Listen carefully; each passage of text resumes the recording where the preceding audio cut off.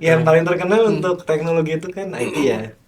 Itu roket NASA yang kapan? Itu ada satu modul yang dibuatnya sama Amerika, satunya sama Rusia. Yang satu harusnya dia fit, satunya metrik. Akhirnya Iya. roketnya meledak. Karena komunikasinya. Jadi tadi kita bangun sistem yang tanpa kepala gitu. Iya. Artinya artinya sebetulnya kepalanya bisa ada banyak gitu ya. Tapi dari sisi sistem sebetulnya satu. Supaya apa?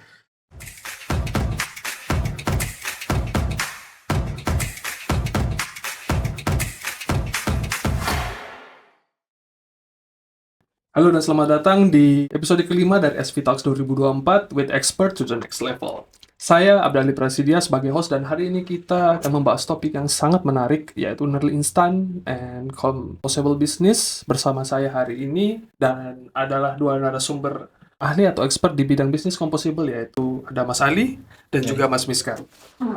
Selamat datang Mas Ali dan Mas Miskat, gimana kabarnya hari ini?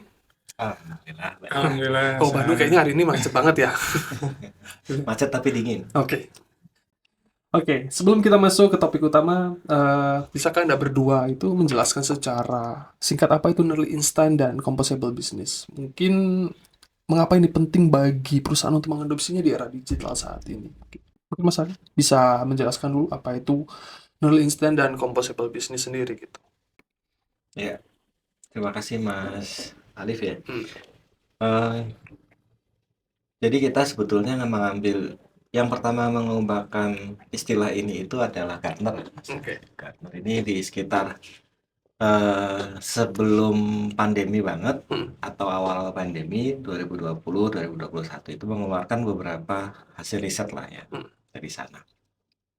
Ya walaupun Gartner ini tidak ada peer review-nya ya, hasil riset dia ngeluarin aja. Nah dia bilang bahwa sebetulnya ke arah ke depan suatu perusahaan itu butuh beberapa kriteria sehingga dia bisa merespon kebutuhan bisnis, kebutuhan perubahan zaman itu dengan cepat. Itu sebetulnya dasar awalnya. Nah, seperti kita tahu Gartner itu perusahaan konsultan terutama di teknologi lah ya, seperti Vision juga. Jadi dia berangkat dari IT. Saya sering cerita kalau Gartner Composable Business Architecture ini seperti kalau dulu kita punya konsep DRP misalnya di IT, kemudian kita naikin ke BCP. Karena IT itu kita menyadari ya diri kita ini sering salah ketik sedikit mati server kita. Nah, dulu udah biasa ada backup di disaster recovery ini. Ada pembahasan yang kemarin tentang backup dan lain-lain di SV Talks 3 ya Mas Diki. Ya. Di SV Talks 3 itu lihatlah itu bagaimana karena tergantung IT juga kita menyebabkan masalah besar. Tapi kita kesampingkan dulu ya, ini konsep sama lah kurang lebih konsep dari IT. Belakangan ini tuh kita ada konsep namanya microservice.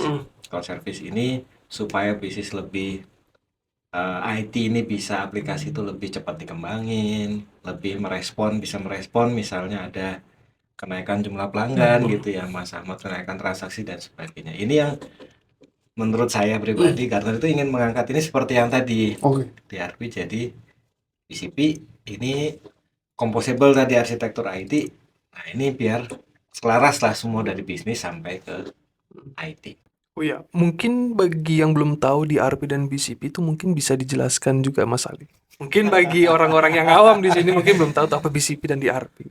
Mungkin setahu saya ya, DRP itu sendiri ada disaster recovery plan dan BCP sendiri mungkin Business continue plan. Dan saya sendiri ya baru belajar juga di dunia itu, jadi kayak baru mengenal atau istilah-istilah BCP dan DRP sendiri. Oke, terima kasih banyak Mas Ali. Kita lanjutkan ke Mas Miskat. Mungkin Mas Miskat sendiri bisa menjelaskan kira-kira apa itu 3 pilar utama dari composable enterprise dan bagaimana masing-masing pilar tersebut itu berkontribusi terhadap fleksibilitas dan ketahanan perusahaan. Baik Mas Alif. Jadi di sini kita bisa lihat ya. Jadi ada 3 pilar utama dalam composable business composable. Yang pertama itu mungkin dimulai dari composable thinking ya. Kemudian ada composable bisnis arsitektur dan composable teknologi. Jadi kalau kita petakan, biasanya kita mengenal istilah people, process, and technology. Oke. Nah, ini bisa kita petakan ke tiga hal tersebut. Mungkin saya coba bahas tentang composable thinking terlebih dahulu. Jadi semuanya dimulai dari mindset composable dulu. Mindset yang bisa membawa kita ke tahap selanjutnya, begitu ya, bagaimana nanti dari sisi bisnis arsitektur dan dari teknologi pun composable begitu ya.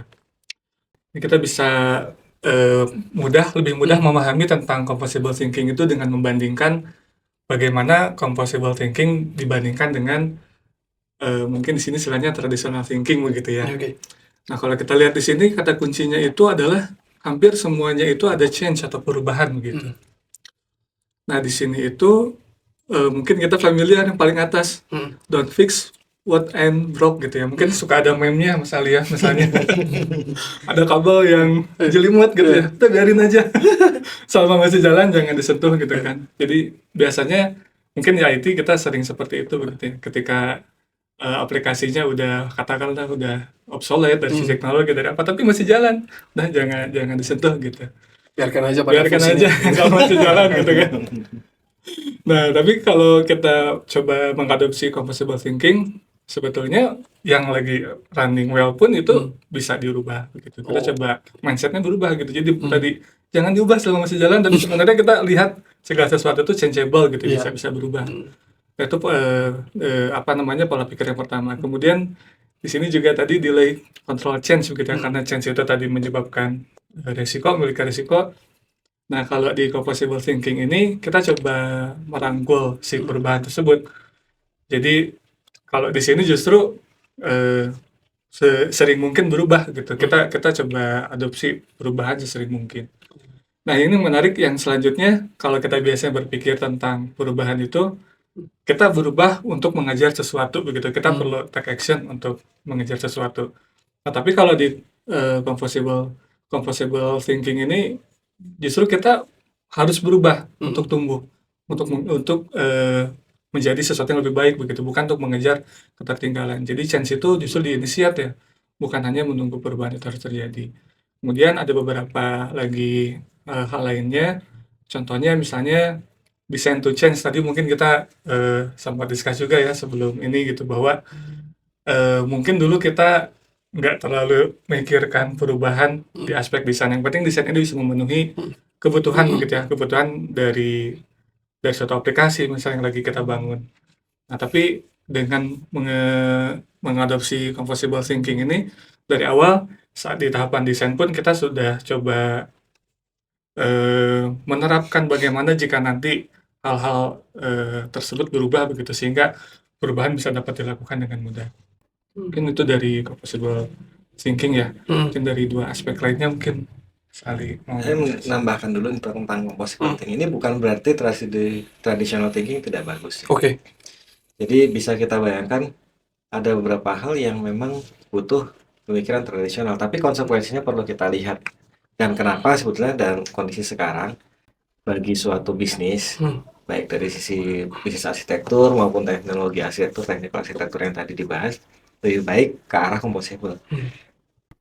Bisa kita bayangkan seperti kalau traditional thinking itu, kalau saya bilang ini sering digambarkan seperti mainan anak ya. Kalau composable thinking itu seperti Lego. Oke. Bisa kita ubah semuanya, bisa kita betul-betul hancurkan, dan change itu adalah satu hal yang disarankan gitu ya di sana. Orang anak itu diminta explore. Nah, yang tradisional itu mainannya sudah jadi. Tapi apakah mainan yang sudah jadi itu jelek gitu ya? Enggak juga. Itu melatih misalnya yang lain. Contohnya apa mainan yang sudah jadi? Misalnya mainan mobil-mobilan yang bisa dinaikin, atau sepeda lah gitu ya. Coba bayangkan kita minta anak membangun sepeda, ya nggak jadi-jadilah. Jadi ada yang butuh seperti itu, tapi kondisionalnya seperti apa ya? Kita beli sepeda, ukurannya udah fix seperti itu. Yang bisa diubah sedikit lah ya. Dia ya fix. Kalau nggak ada yang rusak ya nggak kita ganti juga gitu. Ya bisa seperti traditional thinking. Setelah ada perubahan, anaknya tambah besar, sepedanya kita apain? Kita ganti, yang ini udah nggak bisa dipakai. Change. Perubahannya betul-betul bukan change ini ya, apa? Lem biru, kayak ya kan? memperbarui gitu. Nah, betul-betul Mengupgrade. bikin baru. Tapi jadinya apa kalau kita bayangkan ini bisnis. Ganti baru ini apa? Kita pecat semua orang, kemudian kita ganti. Ya nggak mungkin. Nggak mungkin. Makanya sebagai bisnis, sekarang kan tantangannya perubahan ini ada. Kita nggak mungkin tetap terus. Iya. Kalau dulu kita punya zaman abad pertengahan, kita misalnya punya jadi keluarga kita, kalau dulu biasanya bisnis itu keluarga. Keluarga kita ini pandai besi, anak saya pandai besi, bapak saya pandai besi, kakek saya pandai besi. Jadi dulu challenge-nya seperti itu. Memang pandai besi dibutuhkan terus dan fix gitu ya. Paling yang dibuatnya berubah, tapi alatnya ya seperti itu ratusan tahun nggak berubah. Nah itu makanya tradisional. Kalau sekarang bahkan sampai pabrik pun harus selalu bisa mengakomodir produk baru ya. Iya. Cuman kalau berdasarkan analogi tadi kayak seperti Lego itu sendiri, kalau saya menggambarkan berarti kurang lebih kalau Lego itu sendiri sudah tersusun, apalagi kalau ketika itu sudah dicabut satu, apakah kondisi terburuknya akan hancur semua atau emang dia ketika dicabut satu dia akan memperbaiki semuanya? Apakah itu sebuah gambling sendiri kira-kira Mas Ali? Nah itu salah satu challenge-nya di Composable memang kompleks. Ketika kita mengencourage semua ini, salah satu hal yang harus diatasi adalah masalah complexity. Oke. Kompleksitas itu termasuk seperti tadi ya. Ini kan ya mainan Lego itu kan kompleks ya. Iya. Saya dulu suka sering main, anak saya sekarang main. Betul Mas. Ditarik satu di bawah hancur semua. Ya, nah itu dia. Sering. Nah, Kita pas memasang yang mana ditekan berat kan. Ya itu memang harus hati-hati, tapi di sini kan ada composable thinking poin nomor terakhir itu ya. Change is a known tool. Jadi perubahan itu ada. Tapi kan kita seperti kita main Lego belajar bagaimana kita masang bagian ini tidak merusak bagian lain. Sama misalnya dulu pertama kan saya misalnya main Lego. Nah itu main Lego langsung dari paket Legonya itu langsung. Tapi kalau setelah lama belajar saya beli base plate dulu. Nah, ternyata pakai base plate itu membantu ketika membuat sesuatu di atasnya. Jadi lebih kokoh gitu. Lebih kokoh, ada dasarnya dan menjadi tadi kalau saya mau naruh apa di mana, ya ini ada ya di bawah fondasinya yang lalu dia udah fix gitu ya. Iya. Mungkin di samping 3 pilar utama tadi ada juga prinsip-prinsip dasar dari bisnis composability. Nah, menurut Mas Ali sendiri itu apa saja Mas kira-kira prinsip dasar tersebut dan apakah prinsip-prinsip tersebut itu dapat membantu perusahaan dalam merespons perubahan pasar dengan cepat gitu? Ya, jadi ada beberapa prinsip yang dikemukakan Gartner. Nah, ada beberapa hal di sebelah kanan ya. Jadi kalau saya lebih senang mulainya bacanya dari yang modularity. Oke. Jadi ketika kita mau composable, sebetulnya kita perlu mikir dekomposisi dulu. Oke. Jadi kita nggak mikir suatu objeknya, misalnya bisnis. Ini salah satu bagian design thinking ya tadi ya, apa? Composable thinking tadi nomor sekian yang tadi dijelaskan Mas Ahmad itu. Jadi kita jangan mikir segala sesuatu itu misalnya meja ini meja gitu. Ini terdiri dari apa? Ini meja kalau kita buat modular, oh ini ada kaki. Mungkin di ruangan ini meja ini butuh kaki seperti ini. Tapi kalau misalnya katakanlah ini cukup kokoh ya. Tapi ini kalau kena hujan misalnya rawan karatan. Nah, ketika harus diadopsi ke tempat lain, ketika ini dipikir menjadi satu ya, saya nggak bisa pakai meja ini, selesai. Nah, modularity dulu, jadi bisa ada 2 modul nih, kaki sama meja. Nah, cuma dari situ kita butuh apa? Discovery, otonomi. Jadi ketika kita punya ini ada macam-macam, tapi nggak tahu nih kita bisa punya pengganti kaki, ya kan nggak akan pernah kejadian.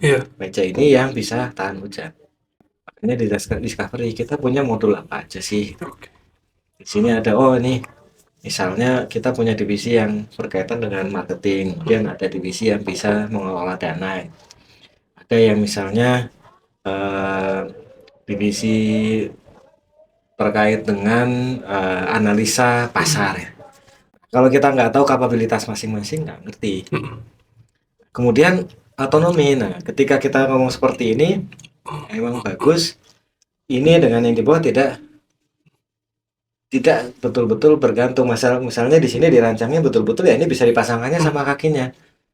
saling membantu dan saling memperkuat gitu. Nah, misalnya saja struktural ini gitu ya, strukturalnya dijaga sama kakinya ada strukturnya. Iya.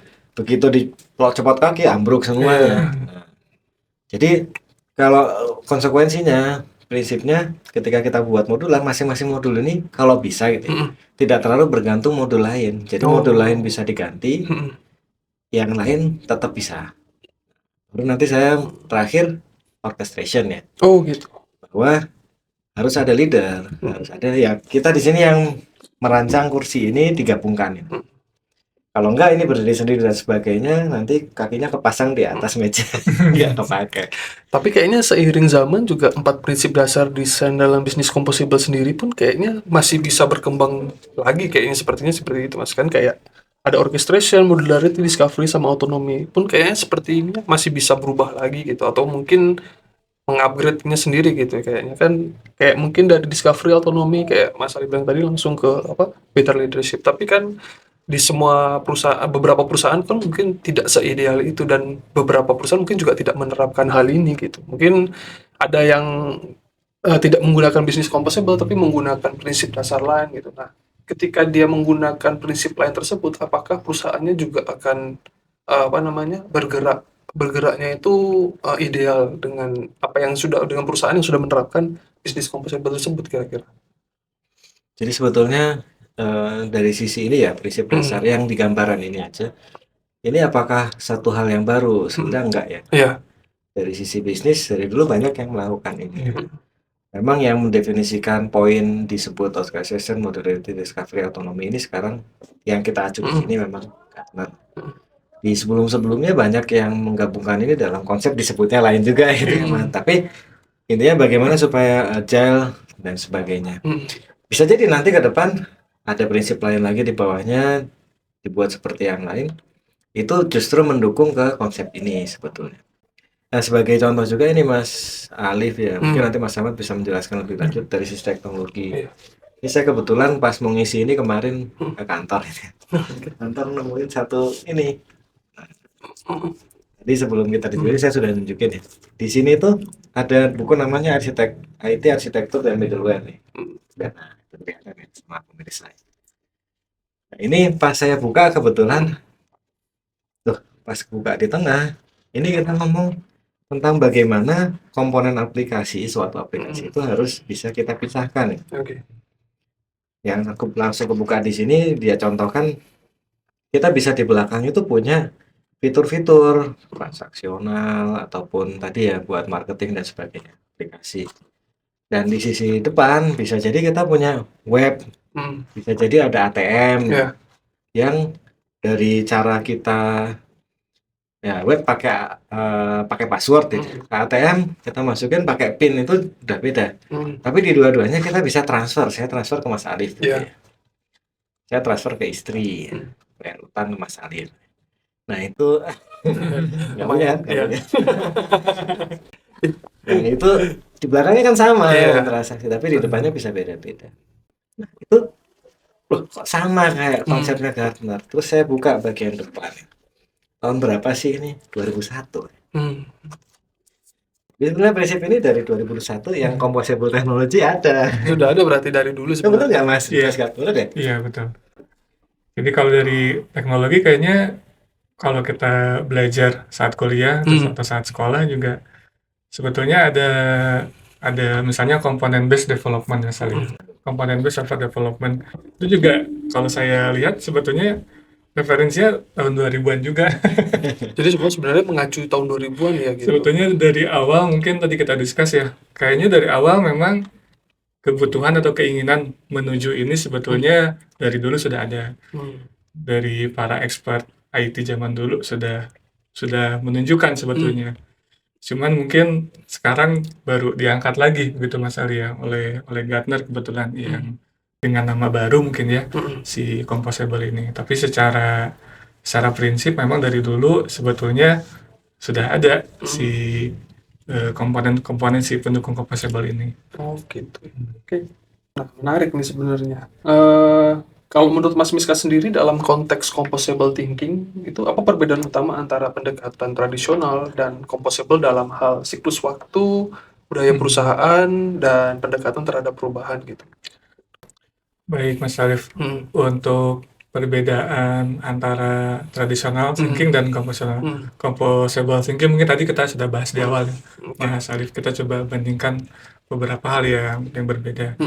Mungkin dari sisi siklus waktu, di sini kita ada data dari State of DevOps Report tahun 2023 dari Google Cloud dan Google Dora ya, DevOps Research and Assessment. Nah, di sini kita coba lihat ada beberapa kategori nih, Mas Arif. Ada beberapa kategori, mulai dari low sampai elite ya, terkait dengan performance, kita sebut performance levelnya begitu ya, terkait dengan seberapa cepat dia bisa mengakomodir perubahan. Nah, kalau kita lihat yang paling bawah, yang low, nah mungkin ini yang tradisional mungkin ya, tadi masuk kategorinya. Mungkin biasanya dia untuk deployment frekuensinya itu dari 1 minggu sekali sampai 1 kali per bulan biasanya. Kemudian kalau kita bandingkan dengan yang medium, masih sama, tapi dari change viral rate-nya tapi ada perubahan. Selanjutnya untuk yang high ini udah cukup baik ya. Jadi dia di sini deployment frekuensinya mulai dari 1 kali per hari sampai 1 kali per minggu dengan change lead time-nya antara 1 hari sampai 1 minggu. Jadi mungkin saya jelaskan dulu untuk change lead time itu adalah waktu yang dibutuhkan sejak si kode itu di-commit atau ya di-commit bahasanya ya, atau sudah selesai lah, diselesaikan oleh developer, misalnya ada perubahan atau ada bugs, diselesaikan sampai dia itu benar-benar bisa dirasakan perubahannya oleh konsumer begitu ya, oleh pengguna. Nah, di sini untuk yang paling tinggi itu dia bisa on demand, jadi kapan saja si developer itu ready, sudah menyelesaikan requirements-nya misalnya, itu bisa di-deploy kapan saja. Dan change lead time-nya tadi di bawah 1 hari, jadi bisa dipastikan yang diselesaikan oleh developer tadi itu bisa langsung dirasakan gitu oleh penggunanya di bawah 1 hari. Nah, di sini kenapa juga dari sisi failure rate-nya berbeda-beda begitu ya. Karena biasanya semakin tinggi levelnya juga sangat memanfaatkan bantuan tools-tools yang biasanya kaitan dengan otomasi. Jadi ini semua kan suatu proses ya. Mungkin saya dulu ingat untuk deployment tahun 2012 Mas Ali di salah satu BUMN, kita bikin aplikasi pakai PHP zaman dulu. Deploy-nya harus masuk dulu ke ruang server gitu. Terus dari sana baru bisa akses ke servernya gitu kan. Kita copy filenya gitu ya. Mungkin setengah hari gitu baru selesai paling cepat. Kalau misalnya malam-malam harus berubah, kita nggak bisa masuk ke ruang servernya kan. Kira-kira kalau tengah malam tiba-tiba langsung pas lagi ngedeploy, tiba-tiba kayak kok nggak bisa nih, kok error, apakah harus ngulang lagi tuh dari awal gitu tuh, dari pagi berhenti lagi, begadang lagi dari pagi gitu, kita masukin lagi satu persatu gitu. Ya zaman dulu bahkan gitu. di situ ada statistik itu Mas. Fail deployment recovery time 1 bulan. Lumayan ya. Jadi kalau fail gimana sebulan berikutnya? Udah kejar-kejaran sama operasional tuh gitu. Ini nggak kejar nih, timeline-nya gimana nih? Padahal 1 bulan, di sini sudah dijelaskan pada 1 bulan sampai 6 bulan sendiri itu udah kayak gini, itu akan terjadi gitu. Nah, itu contoh elite company sendiri aja, kayak Amazon itu hampir mendeploy kira-kira 136.000 kali per hari. Betul. Airbnb mendeploy 125.000 kali per hari. Nah, wah. Betul. Nah, itu semua kan nggak mungkin kalau nggak pakai tools ya. Kalau saya kayak tadi saya gitu kan nggak mungkin ya. Iya. Masuk ke servernya gitu. Itu kan nggak mungkin. Nah, itu juga berkorelasi dengan change viral rate-nya. Jadi sesuatu yang diotomasi tentunya peluang untuk salahnya begitu, salah eksekusinya lebih kecil. Jadi pengaruh ke tadi viral rate-nya lebih kecil juga. Seperti itu. Nah, ini kalau dilihat dari performance level kan ada elite, high, medium, low gitu tuh. Kira-kira kalau ada sebuah perusahaan gitu sudah mencapai high dalam performance levelnya tuh udah high, itu kira-kira dia dalam kategori apa itu Mas ya kira-kira? Mungkin ada Mas Ade atau Mas Miskat bisa jawab itu, kayak kan ini ada performance level, ada elite, high, medium, low. Mungkin beberapa ada pemirsa di sini mungkin belum tahu itu apa performance levels elite, high, medium, dan low dalam penerapan ini. Mungkin kira-kira para expert sendiri mungkin bisa menjelaskan itu tuh fungsinya untuk apa ini? Kita mengkategorikan elite, high, medium dengan low gitu. Jadi ini bukan kita yang mengkategorikan, Oh ini gitu. dari Google ya. Oh, Google Google dia sendiri. bilang, jadi sebetulnya gini, kembali lagi kan saya bilang Hmm. tadi, composable ini kenapa sekarang diangkat lagi juga Hmm. ya, ditekankan, walaupun dari 2001 Iya. adain. Nah itu awalnya dari IT, kita ada perkembangan microservice, Hmm. ada yang namanya DevOps seperti ini, di mana dari sisi arsitektur teknologi, Hmm. arsitektur aplikasinya sudah mengarah ke sini. Hmm.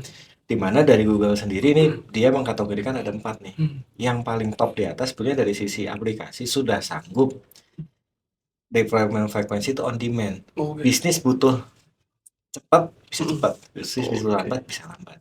Nah, sebelum masuk ke DevOps ini, sebetulnya kalau kita berbicara biasanya gimana gitu ya, kalau kita teknologinya belum composable, belum cepat, dengan seperti sekarang, dulu itu kalau misalnya ada kebutuhan bisnis, Iya. produk baru dan sebagainya, kita harus develop. Kalau misalnya kita pakai software ERP yang besar, nanti kita harus request dulu ke pihak sana, pengembangannya 6 bulan gitu. 6 bulan nanti testing dan segala macam, bisa jadi setahun baru terdeploy gitu untuk suatu produk baru. Itu beneran gitu ya. Oh. Kustomisasi misalnya sekedar kustomisasi flow di dalamnya dan sebagainya butuh berbulan-bulan. Waktu mau ngedeploy ya ini jatuhnya nanti di bawahnya ini. Dimana failure rate tinggi. Failure rate tinggi itu contohnya apa ya? Misalnya salah konfigurasi di production karena perbedaan sama ini dan lain-lain. Itulah teknologi yang zaman dulu lah ya kita harap. Kita nggak berharap ke sana lagi. Iya. Nah, perusahaan sudah mengarah ke sini dari sisi teknologi yang Amazon dan sebagainya itu masuk ke elit lah dikategorikan sama Google.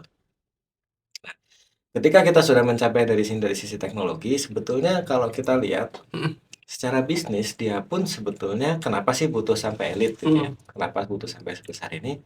Karena Amazon dan Airbnb ini sudah composable dan sudah mengoptimasi bisnisnya secara bukan hanya proses besar ya, sampai kecil-kecilnya dia setiap kali sudah dievaluasi lagi dan sebagainya. Nah, kalau kita belajar tata kelola perusahaan yang baik gitu ya, salah satunya kan selalu harus ada improvement ya, terhadap proses. Jadi kalau misalnya dari luar pun tidak ada challenge baru gitu ya, kita di dalam sendiri harus mengimprove terus proses kita menjadi lebih baik. Nah, ketika ada seperti itu, kemudian aplikasi tidak mendukung, sementara perusahaan kita sudah digital, ya akhirnya improvementnya baru bisa kapan? 1 tahun lagi. Nah sekarang ini udah memungkinkan. Nah kita tinggal milih nih, kita mau sampai setinggi apa dari sisi teknologi. Dari sisi bisnisnya, tadi kalau kita nggak berpikir composable dan sebagainya, improvement tadi kan akan ruwet juga ya. Itu yang mungkin tadi waktu pembicaraan sebelum kita discuss ada yang seperti kalau di bidangnya Mas Alif arsitektur itu ya. Dimana sekarang itu ada gedung-gedung yang dirancang mixed use dan fleksibel. Kebanyakan gitu sekarang di Jakarta. Gitu.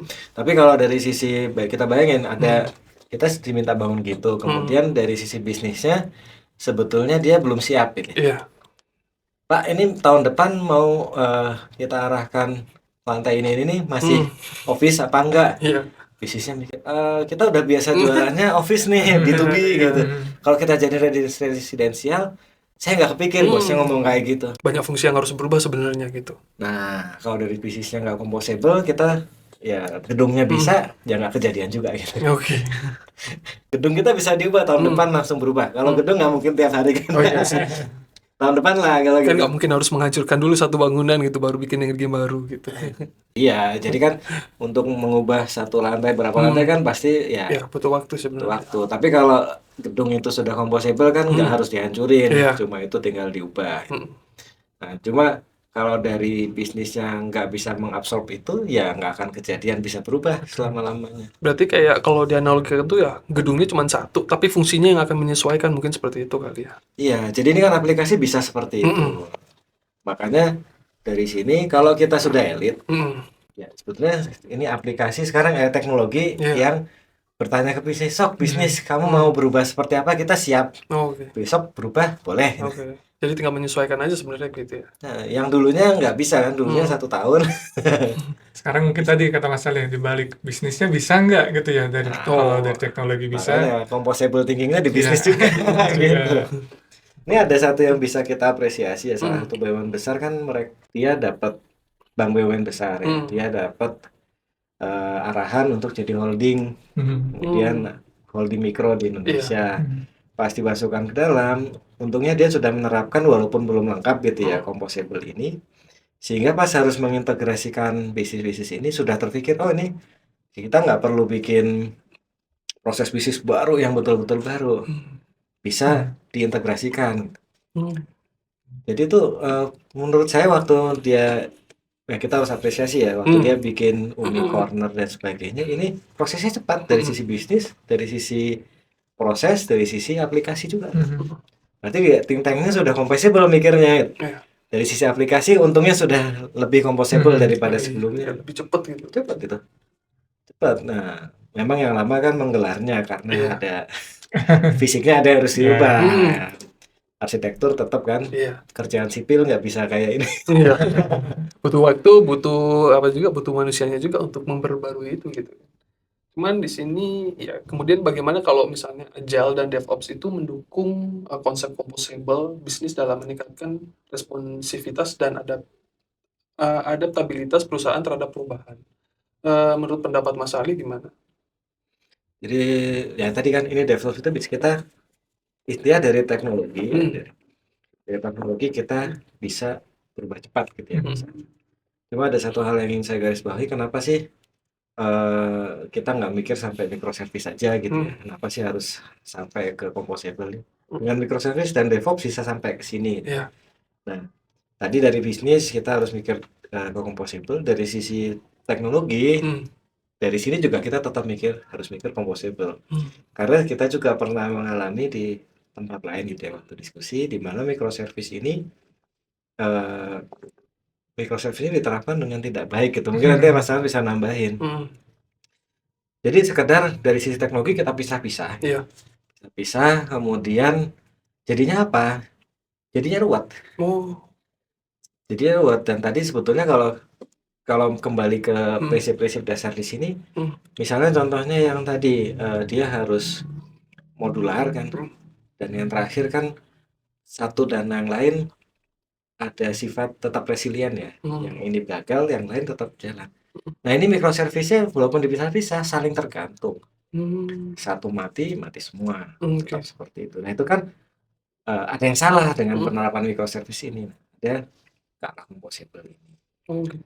Itu ya Mas Sangon mungkin mengalami ya seperti itu juga. Iya.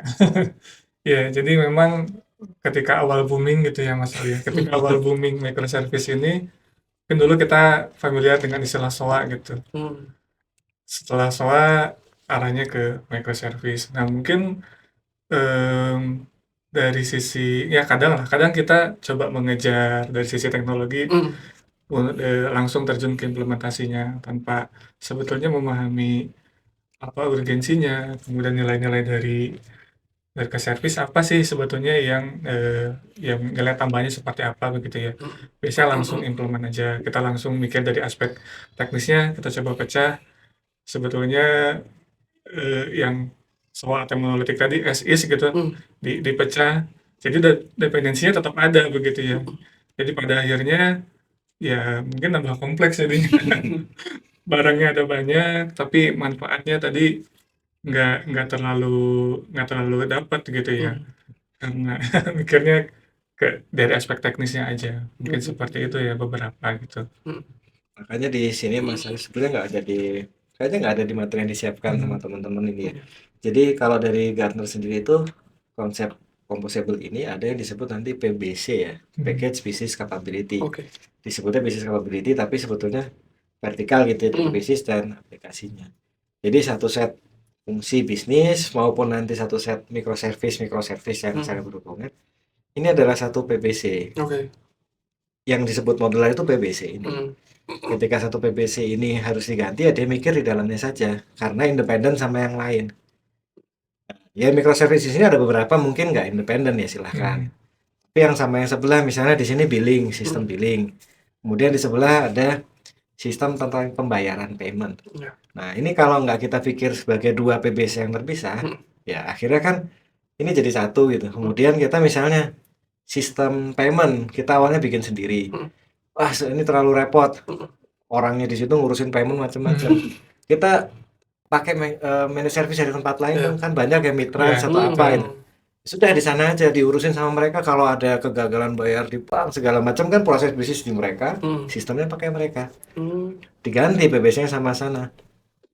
Nah, ini yang kalau ketika didefinisikan seperti ini baru clear kan. Oh ini ada 4 microservice ini payment ya. Ini kita drop ganti yang lain dengan mudah. Jadi sebetulnya kalau kita ngomong cuma microservice DevOps saja ya mengenable seperti ini. Tapi alignment sama bisnisnya dan lain-lain, nah seringkali ya itu Sering tabrakan banget ya. bisa tabrakan dan sebagainya. Sebetulnya seperti itu Mas Ali. Mungkin dalam implementasi strategi composable business pastinya kan akan ada banyak tuh tantangan yang mungkin Mas Miskat atau kira-kira apa saja tantangan utama yang akan dihadapi perusahaan dalam mengimplementasikan strategi composable business. Dan kira-kira bagaimana ya caranya perusahaan itu mengatasi tantangan tersebut? Ya, jadi tadi ada beberapa tantangan ya, Mas Ali, Iya. yang dihadapi bisnis ketika kita mau mencoba menerapkan begitu si composable ini. Oke, sebelumnya ada quote yang menarik ya, bahwa composable ini kita jangan lupa jangan kita pandang sebagai tujuan, tapi sebetulnya dia cara untuk mencapai tujuan. Tools gitu ya. Tools sebetulnya. Jadi bukan tujuan akhir, sebetulnya cara ya pada akhirnya composable adalah cara untuk mencapai tujuan yang lebih tinggi begitu di sisi bisnis. Ada beberapa challenge untuk penerapannya. Yang pertama tadi disinggung Mas Ali ya, kompleksitas dan integrasi. Jadi dari sisi teknologi nggak afdol gitu kalau kita nggak bicara composable tanpa microservice tadi. Mungkin nanti juga ada beberapa arsitektur seperti Mark yang itu juga selalu dikaitkan ketika kita membahas composable teknologi, pasti selalu membahas tentang itu. Salah satu cirinya di situ tadi ketika kita membangun Lego misalnya menjadi komponen yang lebih kecil, tentu di situ terdapat juga kompleksitas yang lebih tinggi sebetulnya. Satu sisi kita bisa lebih agile, mau bikin apa aja dan tanda kutip bisa. Tapi tadi ada orchestration yang disebutkan Mas Ali juga. Nah, di bagian itu bagaimana cara kita mewujudkan si modul-modul tadi itu dengan prinsip yang baik sehingga kompleksitasnya tetap terjaga begitu. Nah, di situ dari sisi integrasi tadi dari banyak komponen tentunya kita ada tantangan lah di situ bagaimana menjaga kompleksitas integrasinya. Jadi dijelaskan Mas Ali juga dalam membangun misalnya tadi sistem billing dengan sistem misalnya payment-nya Mas Ali ya. Kalau kita gabungkan tentunya nanti antar komponen di dalamnya lebih banyak integrasi. Ketika diganti lebih susah begitu Mas Ali. Kalau kita pisahkan jadi dua tadi ya mungkin hanya ada beberapa poin aja yang menjadi interface antara kedua model tersebut. Itu menjadi lebih mudah begitu. Nah, kalau melihat dari kompleksitas integrasi, komunikasi dan kolaborasi, standarisasi, dan security. Ini kalau melihat dari empat aspek tersebut ini kayaknya dari setiap perusahaan kalau dilihat sendiri ada yang sering bentrok ini komunikasi dan kolaborasi dan standarisasi ini sebenarnya kayak pengen mungkin dari bidang IT sendiri pengennya apa, bidang bisnis bidangnya apa kan kayak tabrakan sana sini nih, minta yang ini minta deploy aja dulu, yang ini mungkin terakhir ini mungkin gitu. Nah kalau dilihat dari segi sendiri nih misalnya Mas standarisasi, terus komunikasi dan kolaborasi mungkin kalau menurut Mas Miska dan Mas Ali sendiri seperti apa ya? Karena kan mungkin standarisasi itu mungkin kita punya standar masing-masing nih dalam menentukan infra kita tuh seperti apa dan composable bisnis kita tuh pengennya kayak apa. Kadang kayak IT punya pemikirannya sendiri, bisnis punya pemikirannya sendiri, akhirnya kayak tidak collab nih, akhirnya jadi bentrok gitu. Dan kemudian komunikasi dan kolaborasi itu kan sebenarnya juga penting ya mungkin dari sisi perusahaan karena kan itu akan menentukan perusahaan kita ini akan mau kemana nih. Misalnya kalau misalnya ada kita sebuah aplikasi akan kita deploy, ternyata si bidang IT-nya ini belum selesai dan akhirnya ternyata tabrakan lagi nah gitu. Nah, kira-kira gimana menurut Mas Ali sama Mas Miska sendiri? Ya ini saya kasih contoh aja ya. Mhm. Kalau komunikasi kolaborasi jelas ya itu Iya. harus terjadi dan itu salah satu tantangan kenapa kadang-kadang kan antar tim, antar bagian kita belum ngomong yang IT sama bisnis yang Iya. kadang-kadang orang IT ngomong kayak bahasa planet gitu. Nah. Ini bisnis. Ini antar divisi bisnis Iya. juga misalnya divisi A sama B Mhm. kadang-kadang kan clash dan Iya. sebagainya. Ini yang harus dihindari kalau kita mau ke arah composable. Mhm. Kenapa ya kalau nggak seperti itu kolaborasi nggak jalan ya nanti yang satu ke kanan satu ke kiri Mhm. ya kalau ini jadi satu kesatuan sudah Iya. ada proses yang rigid mau Mhm. dia saling apa namanya mau ke kanan kiri nggak bisa kan udah Iya. ketarik-tarik. Hmm. Nah, tapi kalau kita bikin composable yang ini tadi misalnya ya katakanlah billing Mhm. sama pembayaran gitu. Ya, katakanlah dari organisasi juga ada pisahkan itu ya tim yang handle-nya. Ya ini minta seperti ini sama paymentnya nggak nyambung bisa jadi. Misalnya paymentnya bisa pay later sekarang. Mhm.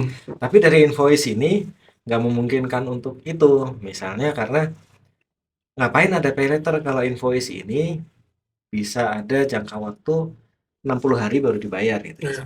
Ini proses ya. Iya. Nah, kita akomodir yang 60 hari. Di sini orang payment ngasih opsi pay later nggak akan pernah ada yang pakai. Itu komunikasi kolaborasi. Nah, kemudian ada case lagi misalnya standarisasi. Standarisasi ini yang kalau dulu terkenal banget di lembaga pemerintahan misalnya. Mhm. Antara bagian ini bagian lain. Cara mereka misalnya berkomunikasi itu beda-beda. Ada yang pakai surat. Iya, betul. Ya, ada yang suratnya sudah diganti email.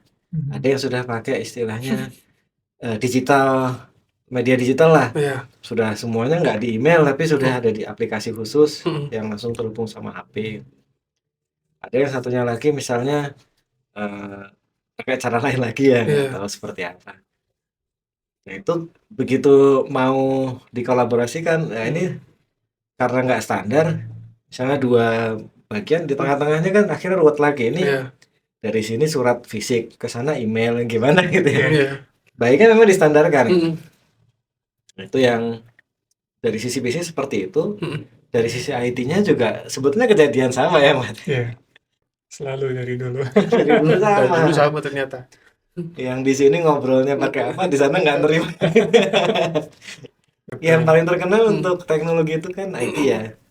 Itu roket NASA yang kapan? Itu ada satu modul yang dibuatnya sama Amerika, satunya sama Rusia. Yang satu harusnya dia fit, satunya metric. Akhirnya roketnya meledak.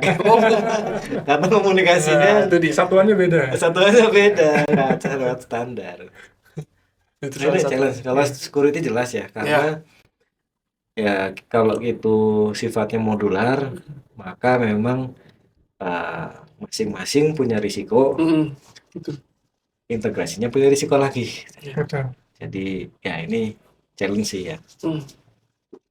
Mungkin untuk Mas Ali sendiri ya, kira-kira kalau bisa nggak ya itu tadi memberikan contoh perusahaan mungkin yang telah berhasil mengimplementasikan composable business dan kira-kira manfaat apa sih yang diperoleh dari pendekatan tersebut gitu?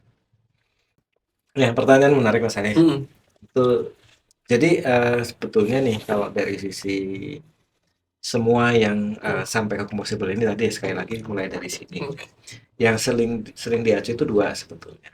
Pertama adalah Amazon. Amazon tuh mulai mengembangkan dari 2004. Kalau dari si bisnis dulu Amazon itu jualan buku saja. Sekarang dia marketplace segala macam ya. Segala macam banget dari yang dia punya sendiri, dia punya gudangnya sendiri, sampai yang ada perusahaan lain atau bahkan personal yang menjual barang lewat sana. Kenapa dia bisa se-fleksibel itu? Dia mulai menerapkan dari sisi teknologi itu dari awal 2004 sampai ke bisnisnya. Jadi bisnisnya berkembang terus sampai sekarang. Dan kalau kita tetap ngamatin Amazon, sekarang juga dia fleksibel banget bisnisnya. Kalau 2004 dulu kita nggak akan kebayang Amazon sekarang menyediakan namanya AWS gitu. Oh iya, AWS betul. Nah, itu salah satu contoh yang kalau sekarang perusahaan besar. Nah, yang lain yang sering dijadikan contoh adalah startup-startup. Startup ini karena bisnisnya masih bergerak juga dan sebagainya, dari awal dia sebetulnya banyak yang sudah menerapkan seperti ini. Ya, tadi change itu adalah hal yang biasa. Iya.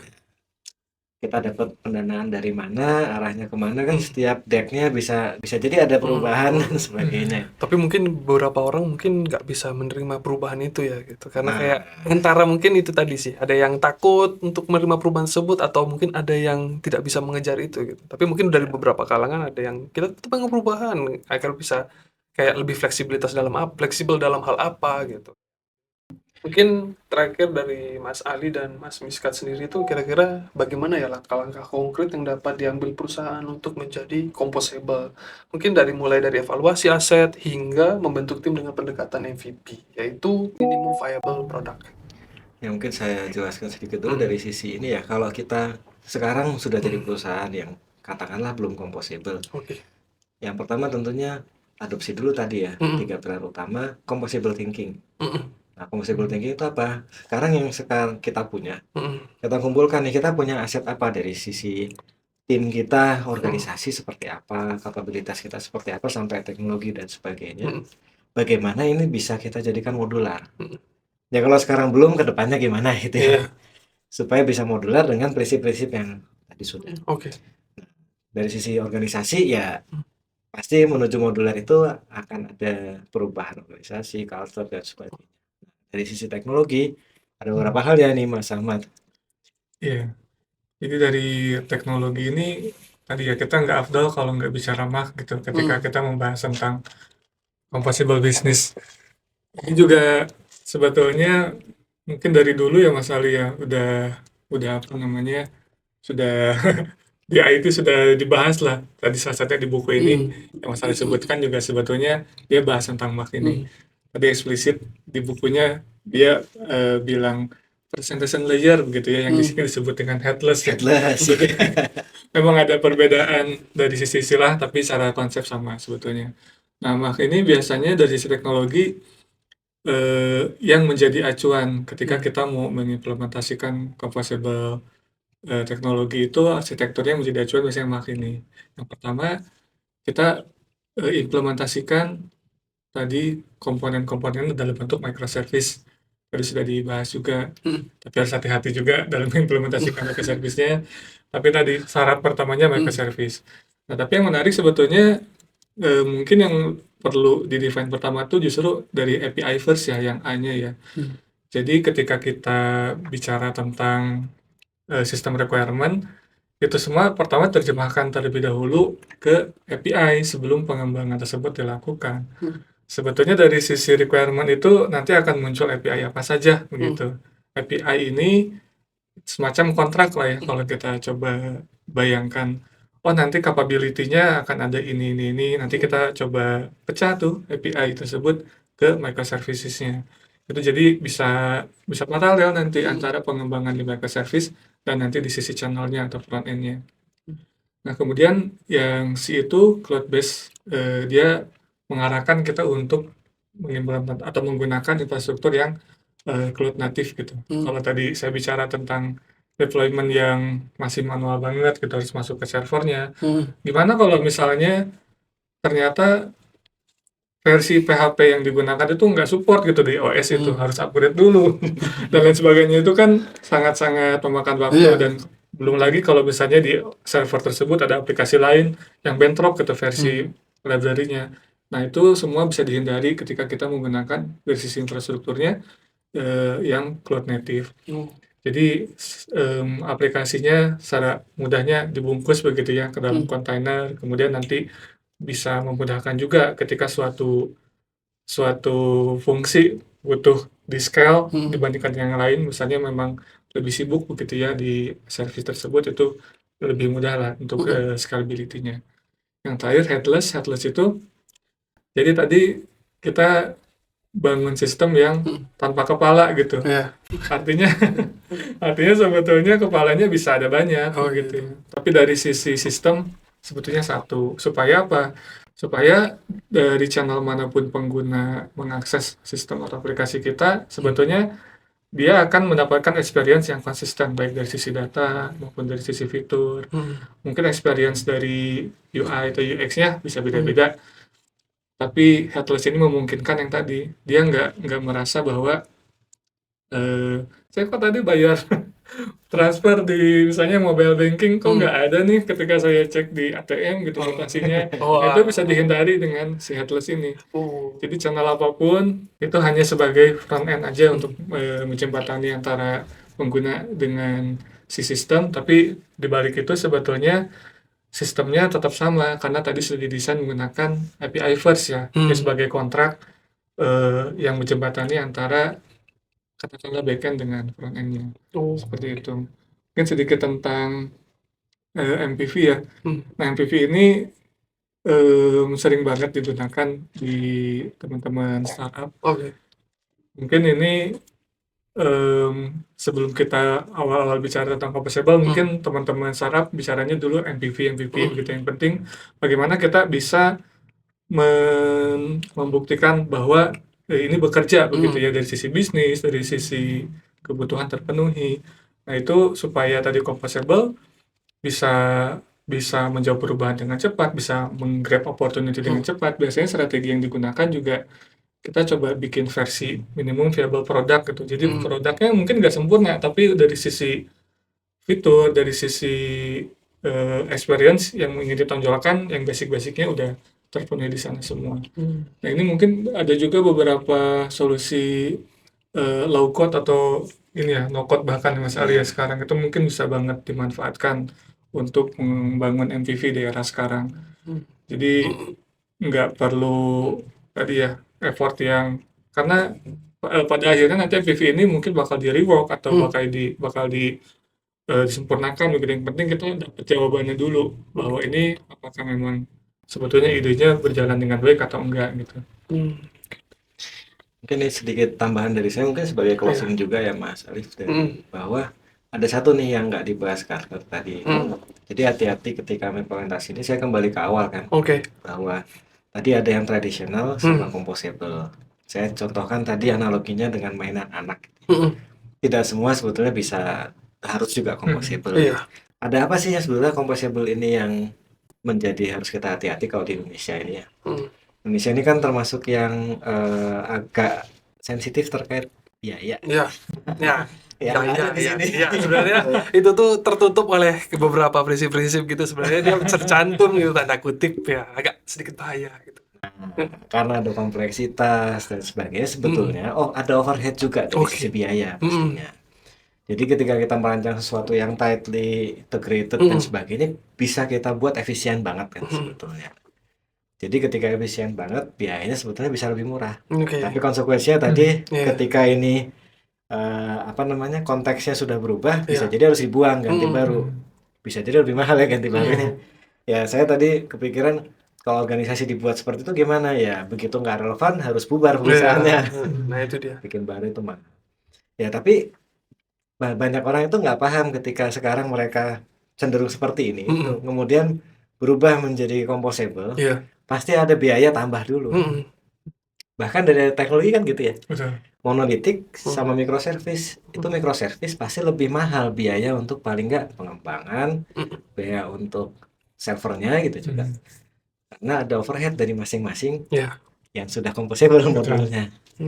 Nah itu mungkin sedikit dari penutup dari saya. Jadi jangan berharap dengan seperti ini masalah biaya turun itu yang sering kejadian. Tuh pengennya kan kita membangun sistem IT yang lebih bagus dan lebih mumpuni untuk perusahaan kan sebenarnya gitu. Cuman karena kita operasional ya dikit aja ya gimana sih efisien mungkin ya seperti itu mungkin jadi seperti itu. Terima kasih banyak Mas Ali dan Mas Miskat atas wawasan yang sangat berharga ini. Mungkin itu saja episode untuk hari ini di SV Talks. Jangan lupa like, subscribe, dan tinggalkan ulasan di dalam komentar. Sampai jumpa di episode berikutnya di SV Talks. Saya Abdali Prasidia, pamit undur diri.